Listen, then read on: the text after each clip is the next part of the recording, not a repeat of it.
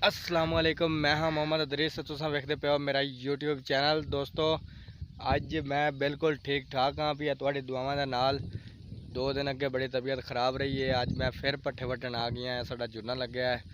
तो वीडियो अच्छी लगे तो वीडियो लाइक करना। जो दोस्त भाई नवे साडे चैनल को सबसक्राइब कर लेवें, बैल आइकन आल तो प्रेस कर लेवें ताकि आने वाली हर नवी तो नवी वीडियो तुहाडे तक बआसानी पहुँच सके। तो चलते हैं वीडियो की तरफ। वेखो दोस्तों ये तिल लगे ने।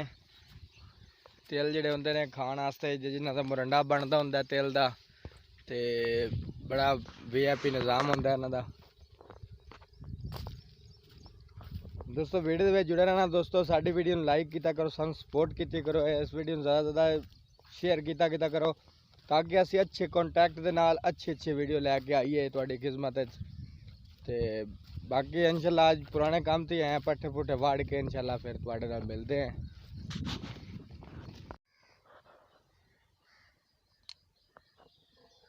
फाइनली असी पट्ठे वाड़ते आ गए हैं।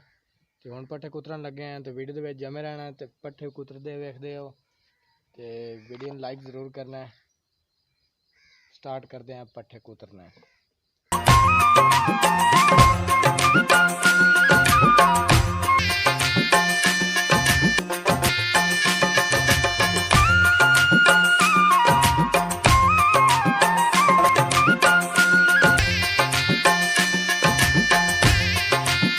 दोस्तों मैं पट्ठे कुतर लैन तो पट्ठे कुतर के बहुत ज़्यादा गर्मी लगती पई है। कपड़ा का हाल चल वेखो, इतना मुश्किल काम होंदा है। तो इतनी मुश्किल ना वीडियो असीं बनाने यार। तुसीं साडी वीडियो लाइक ही नहीं करते, ना कमेंट दस दिओ कि साडी गलती कोई होंदी बंदा दस दिंदा होंदा है।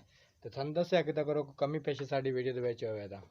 ये वेखो फाइनली मैं हुण पट्ठे कुतर लैन ते हुण इंशाल्लाह जानवरां नूं पाने आ।